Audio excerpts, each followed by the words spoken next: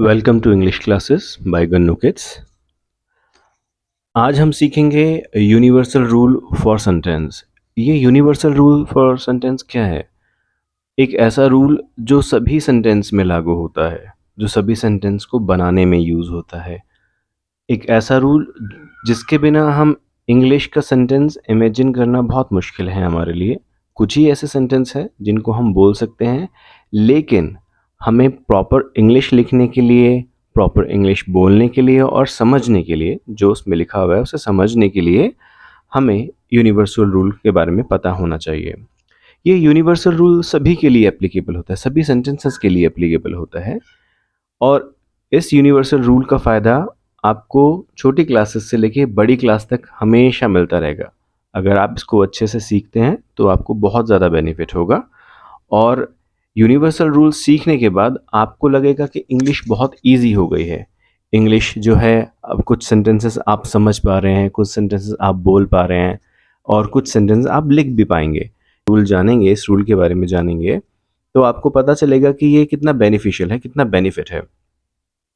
तो स्टार्ट करते हैं इस रूल के बारे में। देखिए, यूनिवर्सल रूल एक ऐसा रूल जिसमें हम सब्जेक्ट, वर्ब और ऑब्जेक्ट लेते हैं।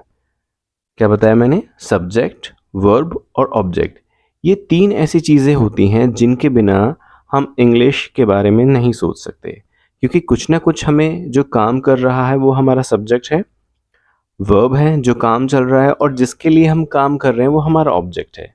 चाहे हम स्कूल जा रहे हैं वो ऑब्जेक्ट है। देखिए, जैसे मैं बोलता हूँ a boy writes a letter, एक लड़का लेटर लिखता है, तो उसमें सब्जेक्ट जो है वो बॉय है, वर्ब जो है वो लिखना है, और जो ऑब्जेक्ट है वो लेटर है। अब आप सोच रहे होंगे ये कैसे है? क्योंकि देखिए, इसमें सब्जेक्ट एक लड़का है जो काम करता है। कौन लिख रहा है? लेटर कौन लिख रहा है? एक लड़का लिख रहा है। और अगर एक लड़का लिख रहा है तो वो क्या है? एक्चुअली वो नाउन है। तो जो नाउन होता है हमारा, वही काम करने वाला होता है, यानी वो सब्जेक्ट होता है। या ऐसा भी कह सकते हैं, जिसके बारे में बात हो रही है वो सब्जेक्ट होता है। तो सब्जेक्ट यहाँ पर बॉय है, सब्जेक्ट यहाँ पर बॉय है जो काम कर रहा है। Actually he is a doer of the sentence, he is a doer of the work, is doer of the work. जो काम हुआ वो उसने किया। अगला आता है वर्ब। देखिए, वर्ब एक ऐसा टॉपिक है जिसमें हम बहुत ज़्यादा एक्सप्लेनेशन कर सकते हैं, लेकिन मैं अभी आपको सिर्फ थोड़ा ही बताऊंगा जो अभी जिस सब्जेक्ट के बारे में चल रहा है, नहीं तो वो आउट ऑफ द टॉपिक हो जाएगा। वर्ब देखिए तीन टाइप के होते हैं, और वर्ब चेंज होते रहते हैं अकॉर्डिंग टू सेंटेंस। अब ये अकॉर्डिंग टू सेंटेंस क्यों चेंज होते रहते हैं? क्यों इसका चेंज होना ज़रूरी है? एक्चुअली जो वर्ब होता है वो हमारे टाइम को शो करता है। जो वर्ब होता है वो हमारे टाइम को शो करता है, और टाइम से ही हमें पता चलता है कि कौन सा सेंटेंस किस टेंस में है। कौन सा सेंटेंस किस टेंस में है? क्या वो प्रेजेंट में है, क्या वो पास्ट में है, क्या वो फ्यूचर में है? किस टेंस, किस समय में वो वर्ब यूज़ किया गया है, वो डिपेंड करता है। और वो ही बताता है, एक्चुअली वर्ब ही बताता है, हेल्पिंग वर्ब और वर्ब ही बताते हैं कि वो कौन सा सेंटेंस यूज़ किया गया है और कब यूज़ किया गया है। इसलिए वर्ब इंपॉर्टेंट है। और यहाँ पर राइट, यहाँ पर है राइट, लिखना। फिर लास्ट आता है हमारा यूनिवर्सल रूल में, मैंने भी आपको बताया, subject, verb and object. Object एक इम्पॉर्टेंट पार्ट है। अब इम्पॉर्टेंट पार्ट, इसके बिना हम जो भी काम होगा, जो भी काम होगा, हम इसके बिना नहीं सोच सकते, क्योंकि हमारा ऑब्जेक्ट हमें काम करने के लिए मजबूर कर रहा है। एक्चुअली क्या कर रहा है? काम करने के लिए मजबूर कर रहा है। और वही काम कौन कर रहा है? डूअर ऑफ द वर्ब कर रहा है। Doer of the verb, who is the doer of the verb? Subject. Yes, doer of the verb is subject. तो सब्जेक्ट काम कर रहा है, और जो काम कर रहा है, काम करने का रीजन देखिए, वो लेटर, एक लड़का लेटर लिख रहा है, तो लेटर लिख रहा है, तो जो लिख रहा है वो किस लिए लिख रहा है? लेटर लिख रहा है, वो लिख रहा है एक लेटर, तो लेटर के लिए काम हो रहा है। तो जो सब्जेक्ट है वो डूअर ऑफ द वर्ब होता है। जैसे मैं बोलूं name, place, thing, an animal. अब आप सोच रहे होंगे कि ये नाउन है, एक्चुअली ये नाउन है, लेकिन सब्जेक्ट भी इसी से ही रिलेटेड है, क्योंकि जब हम बात करते हैं नेम, जैसे मान लीजिए कोई भी बच्चा है, वो काम कर रहा है, उसका कुछ नाम है, वो काम कर रहा है, वहाँ पे हमारा जो सब्जेक्ट हो जाएगा वो नाम हो जाएगा। अगर किसी में जगह की बात करता हूँ तो वो अलग हो जाएगा। इसी तरह से वर्ब जो है वो एक एक्शन है, एक काम है, या आप ऐसे कह सकते हैं बॉडी मूवमेंट है।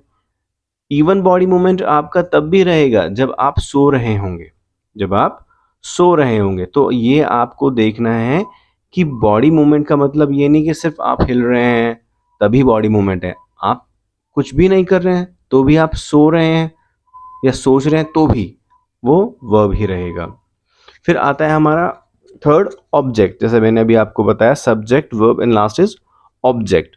तो ऑब्जेक्ट जो है वो कॉज फॉर वर्क है। क्या है वो? कॉज फॉर वर्क है, क्योंकि उसके कारण से ही तो काम हो रहा है। अगर वो नहीं होता तो काम भी नहीं होता।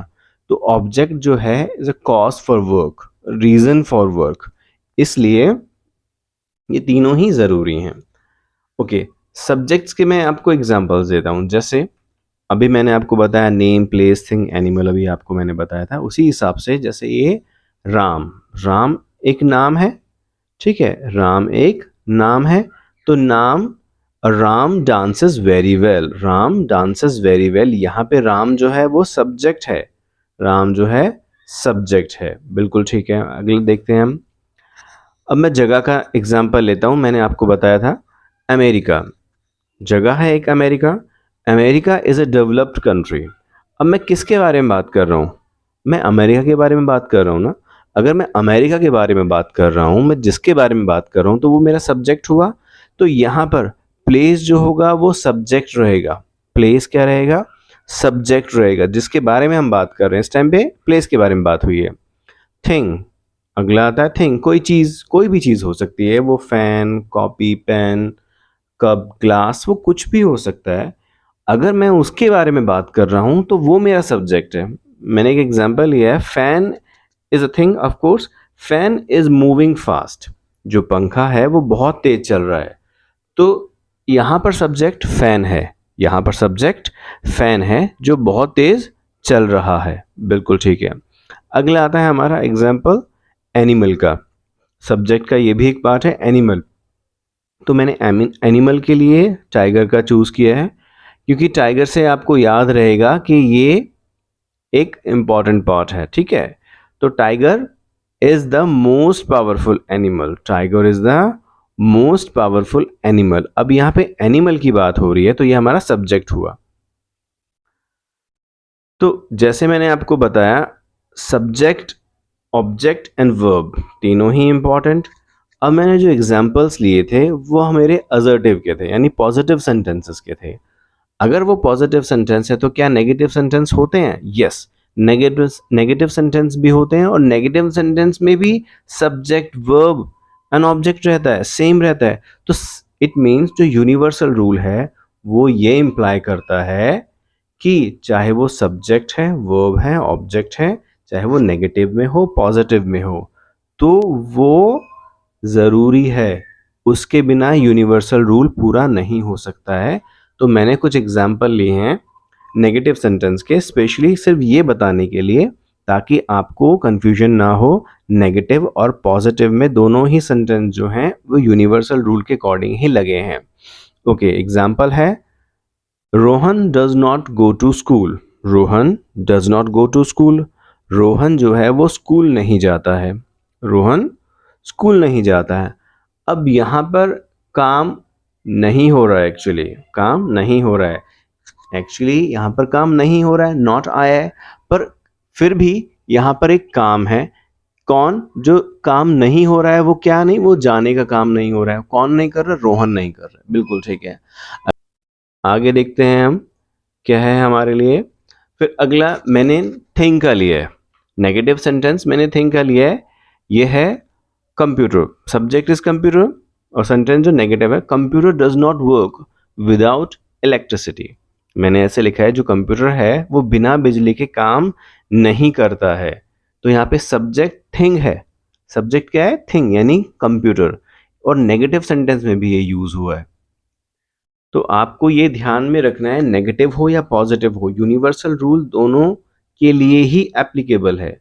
अगला एग्जाम्पल है, सब्जेक्ट मैंने एनिमल लिया है, जो नेगेटिव सेंटेंस में है वो है tiger does not eat grass and fruits. पहले भी मैंने एग्जाम्पल जो लिया था एनिमल का वो टाइगर ही था, इस टाइम पे भी मैंने टाइगर का ही लिया है ताकि आपको ध्यान रहे। Tiger does not eat grass and fruits. Tiger घास और फ्रूट्स नहीं खाता। तो यहां पर जो एनिमल है वो टाइगर है और सब्जेक्ट एनिमल। ऑब्जेक्ट, अब ऑब्जेक्ट जो है बहुत सारे ऑब्जेक्ट हो सकते हैं जिसके लिए हम काम करते हैं, जैसे वो स्कूल हो सकता है, लाइब्रेरी हो सकता है, कंप्यूटर हो सकता है। एग्जाम्पल मैं ऐसे बोल सकता हूँ, I go to school, she goes to library, she goes for computer class. तो ये कंप्यूटर क्लास होना, लाइब्रेरी और स्कूल, ये हम इसकी वजह से काम कर रहे हैं। तो इस वजह से हम सभी चीज़ों को देखते हुए ये देखते हैं कि यूनिवर्सल रूल एप्लीकेबल है सभी के लिए। तो ये तीनों ही चीज़ बहुत इंपॉर्टेंट है, यूनिवर्सल रूल इसलिए ही ये ज़रूरी है। तो मैं आशा करता हूँ ये वीडियो आपको पसंद आया होगा। अगली वीडियो में ज़रूर मिलेंगे। Thank you for watching Gannu kids. Thank you.